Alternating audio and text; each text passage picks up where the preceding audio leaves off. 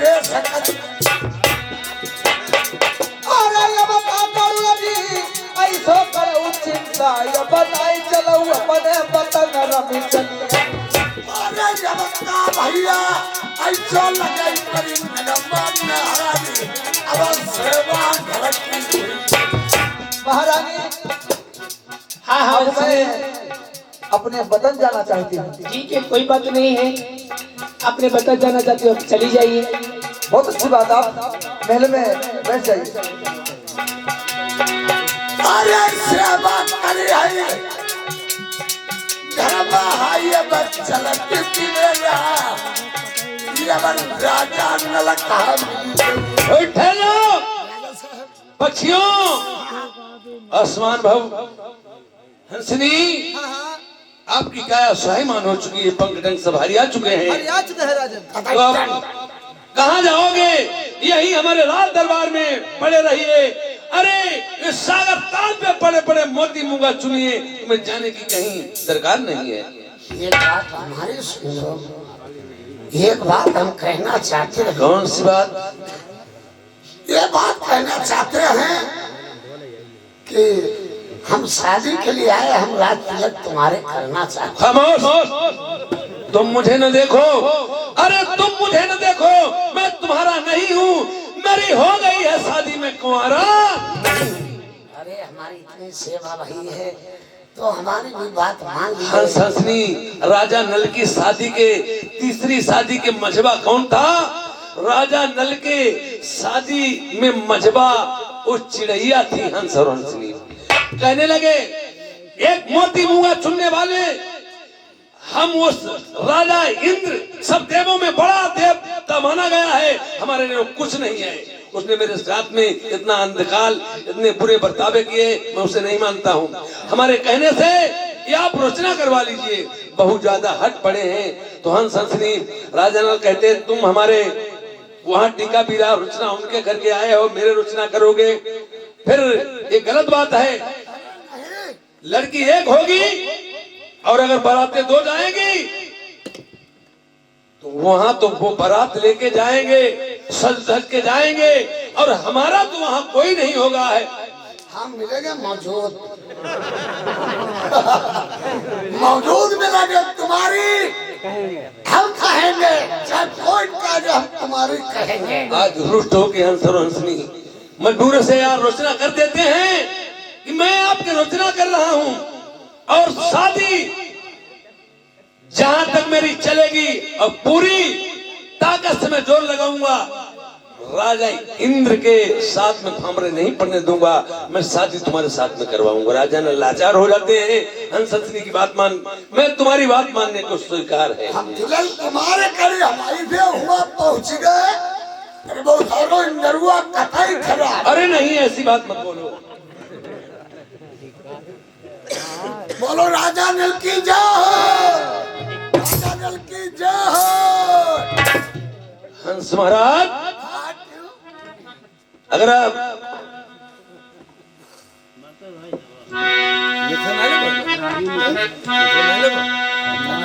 लंबे लगो ना तो देखिए,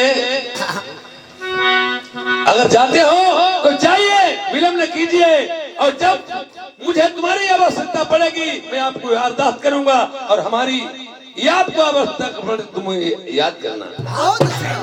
अब प्रेमियों, इधर रानी मोतनी ने जाना,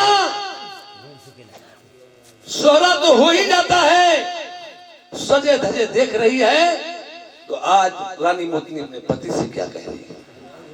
महाराज, आप सजे धजे हो, आप कहाँ को तैयारियां कर दी है महाराज? तुम्हें नहीं मालूम? नहीं महाराज। यारी राजा स्वयंवरी सुता का कोई भीमसेन मेहरा,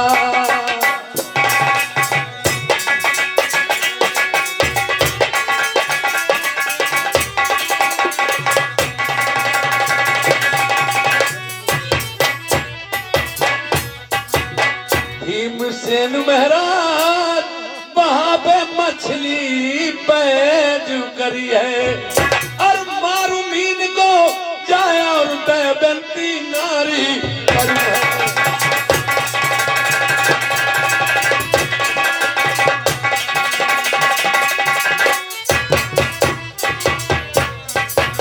अरे सुनो मेरी प्राणन प्यारी, हाँ।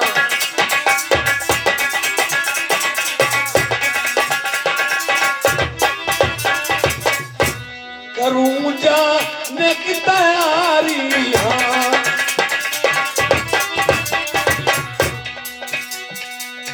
बैठ जाओ तुम रंग महलन में और मैं जाऊं मीन को मार आऊं अभी लौट फिर करके।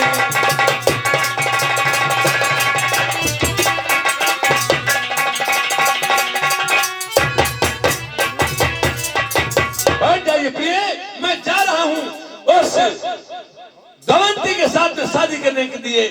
आज स्वयंवर में मुझे जाना है कि अगर मैं पत्र पढ़ करके बैठ रहता हूं तो मैं कैर कहलाया जाऊंगा। मैं बेदरभगढ़ भीम सिकल को जाना है। नहीं महाराज, ऐसा क्यों कर रहे हो? क्यों, बात क्या है? दूसरी शादी नहीं करने दोगी महाराज?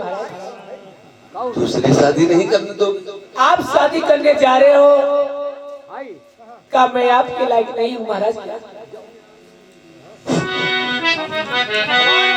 प्रेमियों, रानी मोतनी अफसोस करने लगती है कि तुम दूसरी शादी करोगे।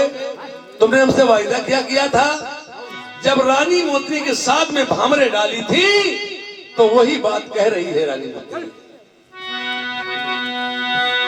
अरे तुम्हारे बचेगा, तुम्हारे गायन मेरे बलवन मीना, मैंने बकल से बबुल। रानी मोतनी कहने लगी, तुम्हारे कारण अपने मैंने पिता को बकरे की तरह हलाल करवा दिया। संसार में कोई नहीं रखा।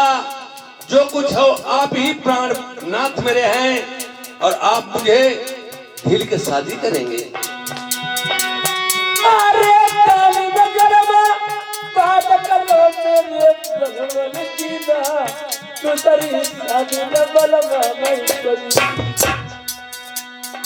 मैंने वादा किया था कि मैं तुम्हें लिए चल रहा हूँ, संसार में दूसरी शादी नहीं करूंगा। ये रानी मोतनी जो थी, मेनका परी की बेटी थी। इंद्रपुरी राजा इंद्र की अप्सरा थी। भूमा सुल्तानी इसे उठा के ले आया था चुरा करके और 12 साल तक इसने कहा मुझे बेटी मानो, मैं तुम्हें पिता मानेंगे। पहले लोग 12 साल तक 6-6 महीने तक लड़की पिता मानते थे, भाई बहन मानते थे। तब का जमाना और था। अब तो 12 सेकंड की मोहलत नहीं। 12 महीना तो बहुत दूर रहे, 12 साल बहुत दूर रहे। इसने कह दिया था कि तुम शादी तो दूसरी नहीं करोगे। राजा लाल के साथ में शादी होने के बाद में जब विदा करा के चले हैं, पिता मान लिया था ये। और 12 साल तक जब तलक राजा से कांटेक्ट हो गया था, विदा करा लिए रहे थे। रास्ते में इसने कॉल कराया था, तुम दूसरी शादी तो नहीं करोगे? मैंने कहा शादी नहीं करूंगा। वही बात कह रही,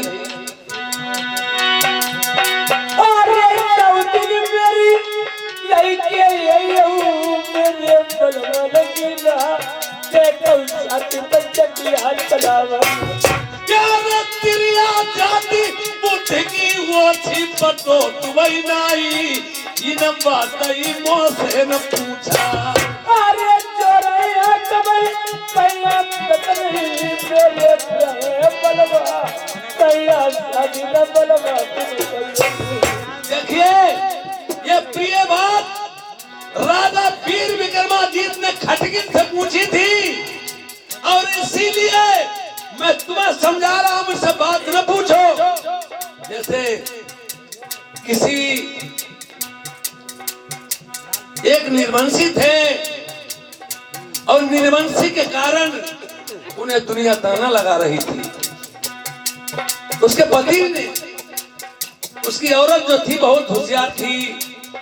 उन्होंने सोचा हमारे पति कहते मैं छोड़ दूंगा अपना गांव और समाज, कहीं चला जाऊंगा या आत्महत्या कर लूंगा।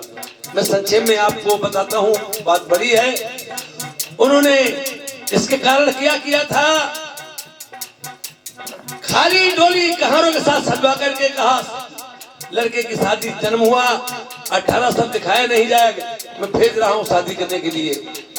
खाली डोली वहां रखी थी और वो तो लिए जा रहे थे, खाली उसने ढोंग रचा था। एक बामी में नांग नांगी रहते थे, वहीं पे डोली रखी थी। नांगिन से नांग बोला क्या इसकी मैं शादी करा रहा हूँ, ये झूठी साजी जा पालकी खाली जा रही है। उन्होंने कहा जाओ, तुमने वादा किया 12 साल में आ जाना।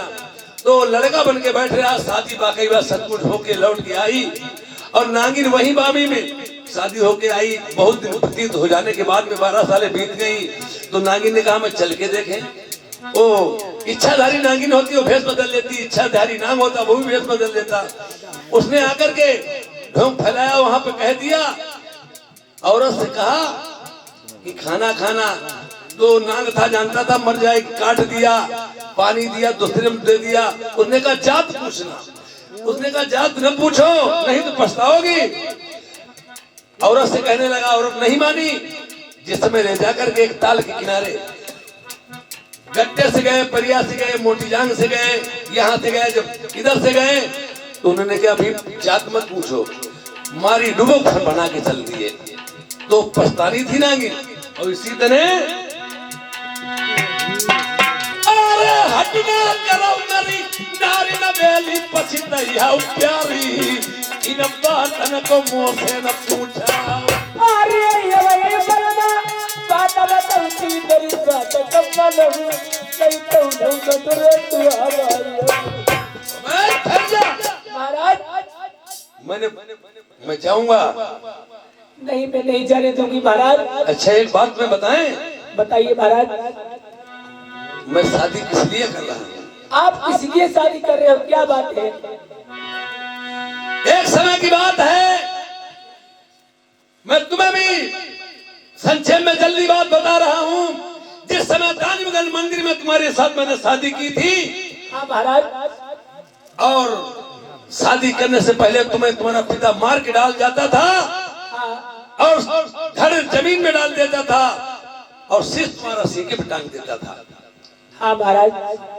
और मैं शारदे माँ का पुजारी था। अपनी माँ के जरिए से मैंने पैतृक चढ़ी, उसी से करी, उसी से पैतृक करी, शीश तुम्हारे धड़ में जोड़ दिया, तुम उठ के बैठ रही थी। हाँ महाराज। हमारा और आपका प्रेम प्रसंग चलता रहा। जब हमारे आपस में प्यार हो गया तो मैंने आपसे पूछा है, चुपते चुपते प्यार कब तक चलेगा? और प्यार कभी मरता नहीं, प्यार सदैव जिंदा रहता है। मैंने आपसे बोला तो कहा कोई बात नहीं। मैंने कहा अपने पिता से पूछो, अगर तुम्हें पिता को कुछ हो गया तो हम यहाँ मरी की मरी पड़ी रहूंगी। इसे बताया नहीं। उन्होंने क्या कहा था तुम्हारे पिता ने? क्या कहा था महाराज? अरे सात समुंदर की टापू में लल्ली ये खैबरी को ये कुप्पे हो रे। क्या महाराज?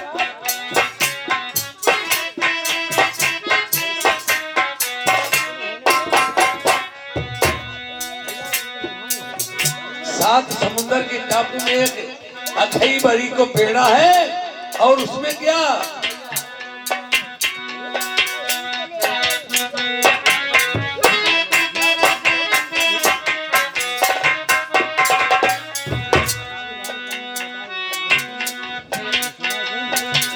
पात पात पई पीछी बल्लायारू डालप नाग फौनिया रे।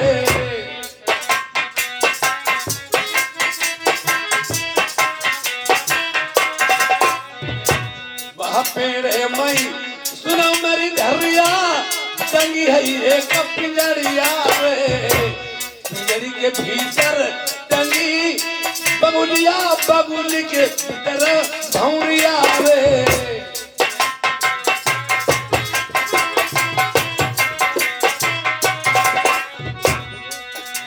सात समुंदर के टापू में एक अखईबर का पेड़ है, उस पेड़े में एक पिंजड़िया टंगी है, पिंजड़ी के भीतर बगुलिया है और बगुली के पेट में एक भौरिया है।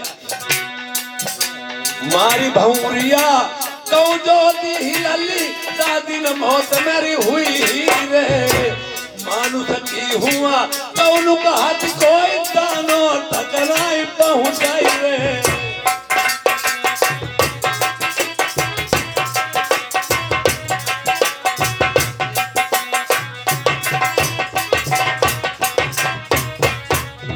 मैंने तुम्हारे पिता की बात तुमने मुझे बताई, मैंने सुन ली, तुम्हें बताया नहीं।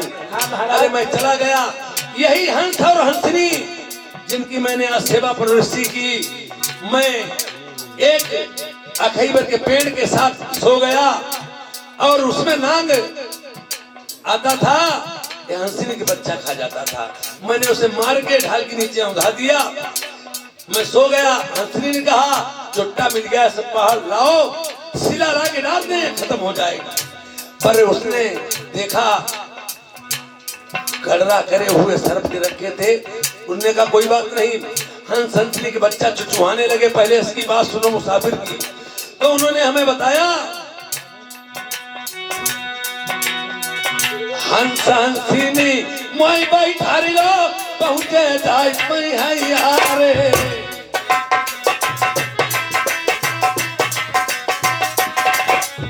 हंस हंसनी ने अपने पीठी पे बैठा लिया और मैंने जाकर के भरी जाई गरुआ में पीछे बढ़ रही सरफ गिर गए समुंदर में, मैंने लौट पिंजड़ी आई फिर तो